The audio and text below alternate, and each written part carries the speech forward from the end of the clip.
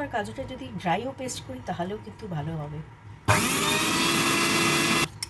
Much waited, really much waited একটা video. আমি জানি অনেক ডিলে হয়ে গেল, প্রায় 1 সপ্তাহের উপরে হয়ে গেছে। তো সেটা তো আমার সাবস্ক্রাইবার্সদের জন্য ঠিক না। আমাকে একজন অবশ্য কমেন্টও করেছে, খুব ভালো প্রিয় সাবস্ক্রাইবার আমার। যারা যারা কমেন্ট করছে তারা কিন্তু সত্যি আমার কাছে খুব ইম্পর্টেন্ট। অ্যান্ড যারা করছো না, কিছু না কিছু বক্তব্য রাখছো, जो लोग कमेंट नहीं कर रहे हैं उनके मन में भी कुछ ना कुछ विचार आ रहा है, मगर वो लोग बोलेंगे नहीं। तो I just want to say that I am grateful that you all are viewing it, but one thing you guys are not doing, and that is something I really don't appreciate. Please kindly comment, kindly subscribe, kindly like it if you are actually enjoying the video. In case if you are not, then I'm not going to force you, but you can like it, and I'm really working hard to make them worthy. So as you can see it's empty. দেখতেই পাচ্ছেন পুরো পেস্টটা এখন দেখুন এখানে এসে গেল। তো এবারে আমি মগজগুলো, 4 মগজগুলোকে আমরা পেস্ট করে নেব। তো এই যে মগজগুলো দেখতেই পাচ্ছেন, এগুলোকে আমি আগে ড্রেন আউট করে দিই জলটা, তারপরে আমি পিষে নেব।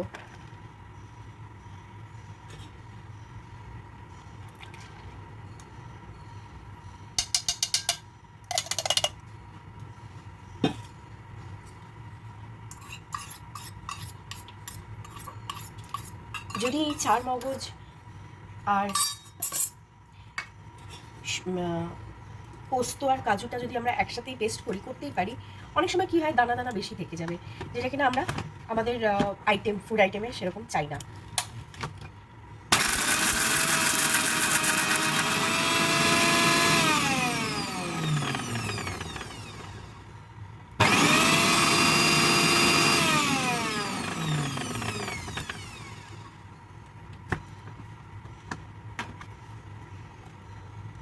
দেখে নিন, হয়তো ভাবছেন পরিমাণটা কি এতই কম? না, যখন সবকটা একসাথে হয়ে যায় তখন পরিমাণটা আর কম থাকবে না। আর আমরা এরপরে দইটাও নেব, তাতে আদা রসুন পেস্টটাও যাবে, কাঁচা লঙ্কাও যাবে। যত সুন্দরভাবে এই জিনিসগুলো মিহি পেস্ট হয়ে যাবে আমাদের জন্য সেটা খুবই মানে বেটার হবে। এই দেখুন স্মুথ পেস্ট হয়ে গেল। আমার হাজব্যান্ড খুব সুন্দর বিরিয়ানি বানায়, কিন্তু সেটার একটা সিক্রেট আছে। আমি জানি না কজন সেই সিক্রেটটা ফলো করবে। এত সুন্দর হবে যে আপনারা দোকানের বিরিয়ানি সত্যি ভুলে যাবেন। আমি এমনি ফিরে এলাম, একটু দই লাগবে যে। এবারে আমি কি করব, এই দই দিচ্ছি একটুখানি, তাতে কি হবে ম্যারিনেশনের জন্য খুব ইম্পর্টেন্ট। তারপর আমি যেটা করবো সেটাও আমি দেখিয়ে দিচ্ছি। চাইলে একসাথেই করা যায়, সেটা কোনো বড় ব্যাপার না, কিন্তু সেটা করতে গেলে আমার মিক্সির পুরো খুলে চলে আসে, উড়ে চলে আসে, এত হাই স্পিডে।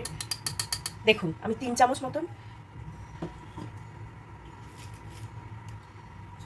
নিলাম, আর এখানেই আমি এগুলোকে আবার দিচ্ছি যাতে এগুলো একসাথে ব্লেন্ড হয় ভালো করে। এবারে আমি আর কথা বলবো না, আপনাদের সময় নেব না, ওইভাবে ডিরেক্ট কথা বলতে যাচ্ছি না আমি। সুতরাং এবার কাজে লেগে পড়ি। ভিডিওটায় প্লিজ স্টে টিউনড। তো এখানে আমি মিক্সিতে দেখতেই পাচ্ছেন সব পিষতে শুরু করে দিলাম। পিষে নেওয়ার পরে আমি সবকটাকে এক জায়গায় আপাতত একটা বাটিতে করছি, তার কারণ মাংসটা ম্যারিনেট করার জন্য এগুলো সব একসাথেই রাখতে হবে। ম্যারিনেশন জিনিস তো দেখেই নিলেন কী কী আছে। একসঙ্গে ম্যারিনেটটা করাই যায়, কিন্তু তার জন্য বড় জায়গায় মানে মিক্সি বাটিটা একটু বড় হতে হবে। আর আপাতত কাজ চালানোর মতন, কারণ পরিমাণ আজকে খুবই কম, সেজন্য অত বড় বাটিটা নিচ্ছি না। আর এখানে রাফলি আমি সব চপ করছি, পরিষ্কার করছি। দেখতেই পাচ্ছেন রসুনটা একটু বেশি দেবেন, কারণ চিকেন জাতীয় জিনিস যেগুলো হয় সেগুলোতে রসুন আদা এগুলো যদি একটু বেশি পড়ে স্বাদটা ভালো লাগে, ওই আষ্টে গন্ধগুলোকে মারার জন্য। খেতে তো সকলেরই ভালোই লাগে। আর লঙ্কাটা আপনারা নিজেদের মতন ঝাল অনুসারে যেরকম নিজেদের প্রেফারেন্স চাই সেইভাবে করবেন। আবার আমি পিষতে শুরু করলাম।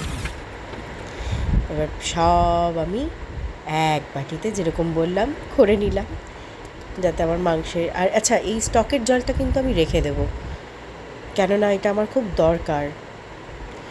মাংসটা যখন কুক করব এই স্টকের জলটা খুব কাজে দেবে। তো এখানে আমি চিকেনটাকে ধুয়ে নিয়ে আসলাম। এতে আমি সর্ষের তেল আর যা যা আমার পেশা হলো, এটা একটুখানি কুকমির বিরিয়ানির মশলা দেবো, এটা আমার সিক্রেট ইনগ্রেডিয়েন্ট। আর্সেলানের মতন আপনারা স্বাদটা পাবেন, জানেন তো। আর একটু হলুদ দিয়েছি, নুনও দিলাম। চিকেনগুলোকে কেটে রেখেছিলাম। এদিকে কেওড়ার জল আর রোজ ওয়াটারটা অবশ্যই দেবো। আর আবার করে ভালো করে মিক্স করে এটাকে বেশ ধরুন 2 ঘন্টা তো অ্যাটলিস্ট ঢাকা দিয়ে রেখে দেবো। ম্যারিনেশনের পর 2 ঘন্টা হওয়ার পর এখন আমি এই প্যানটাতে, ননস্টিকের প্যান আর কি, গরম করতে দিলাম। এতে সর্ষের তেলে দিয়ে গরম করতে দিয়ে আমি একটুখানি আপনার এই বড় এলাচ, লবঙ্গ কয়েকটা দেব। আর চিকেনগুলোকে অবশ্যই এবার ফ্রাই করতে দেব। আচ্ছা, আমি আগেও বলেছিলাম যে একটু আমি দেখিয়েছি অবশ্য, ছাতু দিয়ে দিয়েছি। আর ছোটো ছোটো এলাচও 2-3টে দেবেন, স্বাদটা ভালো পেয়ে যাবেন। এবার এগুলোকে ভালো করে ফ্রাই করুন।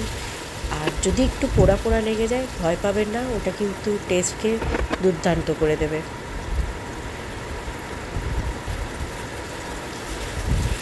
নিমেষে পাকান। আপনারা চাইলে ঢেকেও পাকাতে পারেন। আমি তো লিডটাই খুঁজে পাচ্ছিলাম না, কি আশ্চর্য ভাবুন, বারবার খুঁজতে চলে যাচ্ছিলাম। আচ্ছা, এখানে একটু যদি ঘি দিয়ে দেন, ওই স্মোকি ফ্লেভারের সাথে ঘিটা তন্দুরি এফেক্টস দিতে পারে। সেই জন্যই বলছি, কলকাতার এই প্রিয় রেসিপি সত্যি আপনি বাড়িতে ট্রাই করতে পারেন। হয়তো এটা ভাবছেন যে আজকে পরিমাণ খুবই কম, আসলে বাড়ির লোকজনই তো আজকে কম। আমি আর আমার মা কত খাবো বলুন তো একটা বেলার জন্য। আপনাদেরকে দেখানোর জন্য আমি আজকে এই ডিশটা বানাচ্ছি, কারণ আমি অনেক দিন আগেই বলেছিলাম। একজনের কমেন্টে আমি খুব খুশিও হয়েছি, থ্যাংক ইউ কমেন্ট করার জন্য। ওই ম্যারিনেটেড পোর্শনটাই আমি কিন্তু এই গ্রেভির জন্য ইউজ করছি। এবারে ওই স্টকের জলটা মনে আছে? আগে হ্যাঁ, ওটাকেই আমরা অ্যাড করছি। এটা কিন্তু কোনো দুধ না। আপনারা অবশ্য চাইলে দুধের মধ্যে একটু কেসার মিশিয়ে বা ফুড কালার দিয়েও রঙটাকে নিজের মতন হলুদ করে নিতে পারেন। আমি এখানে অল্প একটু আরও ঘি দিলাম, আর জাস্ট অল্প ড্রপ, জাস্ট 1 ড্রপ একটু আমরা আতর, মিঠা আতরটা দেবো। এবার এটাকে আমি ঢাকতে দিয়ে দিচ্ছি। দেখছেন টকবক টকবক করে কীরকম ফুটছে বলুন তো। চলুন, বাহ, বেশ মাখা মাখা হলো। আবার একটু ঢাকবো, কেননা যতটা আমরা এটাকে একটু স্টিকি ভাবটা এসে যাবে, মনে করবেন ওই কাজু ওইগুলো সব ঠিক হচ্ছে। ভালো লাগলে অবশ্যই সাবস্ক্রাইব করবেন। এই রেসিপিটা আপনারা অবশ্যই ট্রাই করবেন। দেখুন ঠিক এরকমই। আপনারা চাইলে আরও ডালডা, ঘি, তেল যেটুকুনি আপনাদের ইচ্ছে হয় মন খুলে আপনারা ওইভাবে রান্না করবেন, কোনো অসুবিধে নেই। হেলথের দিকটা একটু দেখাশোনা করতে হয়, বাড়ির লোকজনেরও বয়স হচ্ছে। ভালো লেগে থাকলে লাইক করুন, নিজেরাও খাবেন। চলি আজকে।